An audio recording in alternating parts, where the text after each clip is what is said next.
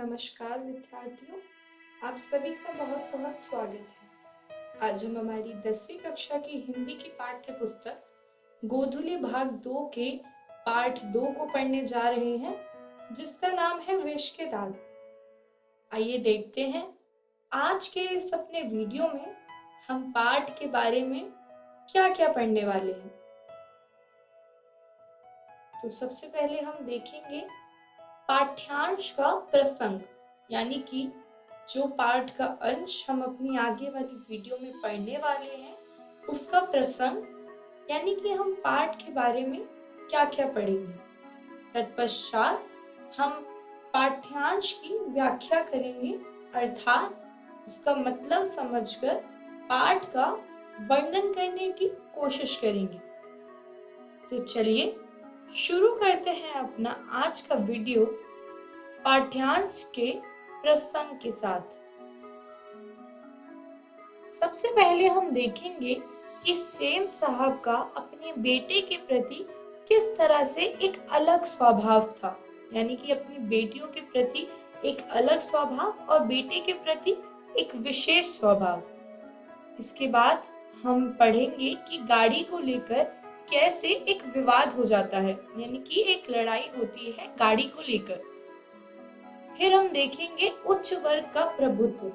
इसका मतलब है कि किस तरह से उच्च वर्ग के लोग निम्न वर्ग को दबाते हैं, ये हम कहानी में देखेंगे। तो चलिए सबसे पहले कुछ कठिन शब्दों के अर्थ देख लेते हैं। लक्षण मतलब होता है निशान, मतलब किसी भी चीज के आपको निशान दिखते हैं, जैसे कि गर्मी के निशान दिख रहे हैं, कि त्वचा आपकी लाल होने लग जाती है, तो वो निशान होते हैं, ऐसे होते हैं लक्षण मतलब निशान। इसके बाद दुर्ललित मतलब कि ज्यादा ही प्यार से बिगड़ा हुआ, जैसे देखते हैं आपकी जब मतलब घर में सिर्फ एक बच्चा हो तो उसको कुछ ज्यादा ही लाड प्यार करा जाता है, जैसे जैसे वो थोड़ा बिगड़ जाता है।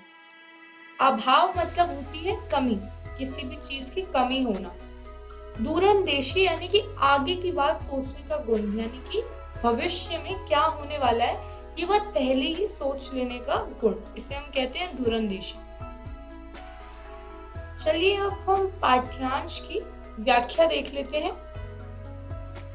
सबसे पहले आता है घर में पुत्र के लिए अलग नियम।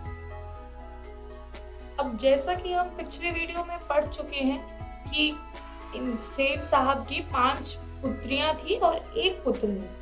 तो होता क्या है कि घर में लड़कियों के लिए सेन साहब अलग व्यवहार रखते हैं और लड़के के लिए अलग, मतलब कि शिक्षा भी लड़कियों की अलग है और लड़के की अलग। लड़के के लिए हर चीज विशेष है। इसके बाद लड़के के इंजीनियर बनने का अनुमान सेन साहब को लगता है, और उनकी ख्वाहिश भी है ये कि जो उनका बेटा है, 5 लड़कियों के बाद उनका इकलौता जो बेटा हुआ है वो इंजीनियर बने।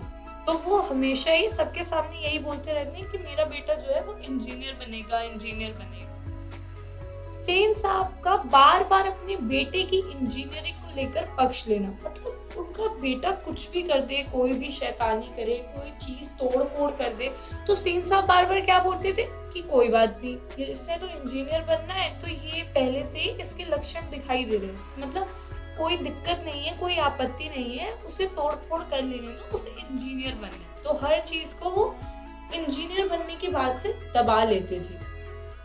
चलिए आगे का पाठ पढ़ने से पहले थोड़े और कठिन शब्दों के अर्थ देख लेते हैं। होनहार का मतलब होता है काबिल, शिष्ट यानी कि सभ्य, प्रच्छन्न मतलब छिपा हुआ। अब देखते हैं आगे कहानी में क्या हुआ। ड्राइंग रूम का वाक्य, इसका मतलब है एक दिन सेन साहब और उनके कुछ दोस्त बैठकर ड्राइंग रूम में गपशप कर रहे थे, मतलब ऐसी नॉर्मल बातचीत चल रही थी। तो सेन साहब बार बार बातें दोहरा रहे थे कि मेरा बेटा तो अभी से मतलब छोटा है, तब भी देखो इतना होनहार मालूम पड़ता है, ये तो बड़ा होके पक्का इंजीनियर बनेगा। वो बार बार मतलब इसी बात को दोहराते रहते थे कि वो इंजीनियर बनेगा, इंजीनियर बनेगा। तो इतने में क्या होता है कि उनका एक दोस्त जो है वो बोल देता है कि मैं तो अपने बेटे को एक जेंटलमैन बनाऊंगा, बाकी जो भी बनना है वो उसकी अपनी मर्जी है।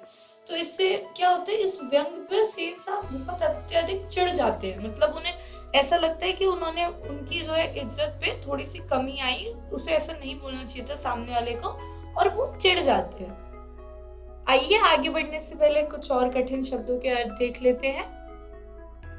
शोफर मतलब होता है गाड़ी चलाने वाला, ड्राइवर जिसे आप बोलते हैं वही, उसी के लिए उपयुक्त शब्द है यहाँ पे शोफर। अदब मतलब होता है इज्जत। संयत मतलब होता है नियंत्रित, मतलब एक लिमिटेड, एक कंट्रोल्ड उस शब्द को बोलना। मामूली मतलब आम, मतलब कि जो हमारे जैसा हो, एकदम आम इंसान। तो आगे देखते हैं कहानी में क्या होता है। अब शोफर द्वारा दी गई सफाई। अब क्या होता है कि एक दिन थोड़ा हल्ला गुल्ला मच रहा होता है बाहर, तो सेन साहब उठ के जाने लगते हैं देखने के लिए कि क्या हुआ है। तो वो देखते हैं कि जो उनका ड्राइवर है वो एक औरत के साथ लड़ रहा होता है। तो शोफर क्या बोलता है कि देखिए साहब, एक तो इसने गाड़ी तोड़ दी है और ऊपर से मैंने इसे मना करा तो ये मुझे मारने के लिए दौड़ रहा है। मदन की माँ होती है, वो जो बच्चा होता है जो गाड़ी से टकराया होता है हल्का सा, उसका नाम मदन होता है। तो मदन की माँ जो है, मदन वो निम्न वर्ग के लोग हैं, तो मदन की माँ डर जाती है। हालांकि उसे पता होता है कि शोफर गलत बोल रहा है, पर वो डर के मारे कुछ बोल नहीं पाती है क्योंकि वो निम्न वर्ग की है। अब सेन साहब जो है वो डांट दे कि मदन की माँ, मदन को ले जाओ और देखना कि वो ऐसी हरकत जो है वो दोबारा ना करे। अब हमें पता है कि मदन की कोई गलती नहीं थी, लेकिन मदन निम्न वर्ग का है और सेन साहब जो है वो ऊंचे घराने के हैं। तो सेन साहब की गाड़ी पर अगर हल्का सा भी उसे लग भी गया, तो सेन साहब ने अगर डांटा तो उनके लिए वो उसके खिलाफ आवाज नहीं उठा सकते क्योंकि वो निम्न वर्ग के हैं। इस तरह से हमें दिखता है कि किस तरह से उच्च वर्ग निम्न वर्ग पर दबाव डालता है। इस आज की वीडियो में हमने क्या सीखा, हम देखते हैं। आज की वीडियो में हमने जाना घर में लड़के के लिए अलग नियम, यानी कि सेन साहब का अपने बेटे के प्रति विशेष व्यवहार था। जो सेन साहब की अपने बेटे को इंजीनियर बनाने की चाह, उनका हमेशा से सपना रहा है कि जो जब भी उनका बेटा बड़ा होके इंजीनियर ही बने। और मदन की माँ का सेन साहब द्वारा दब जाना, यानी कि निम्न वर्ग का दबाव, उच्च वर्ग द्वारा निम्न वर्ग पर दबाव। मुझे आशा है विद्यार्थियों, आपको आज के वीडियो में पढ़ाई बातें समझ आ गई होगी। घर जाकर पाठ दोहराइएगा और साथ ही साथ अगली वीडियो देखने के लिए शेष पाठ पढ़कर आएं, ताकि आपको आगे की पाठ व्याख्या अच्छे से समझ आ जाए। धन्यवाद।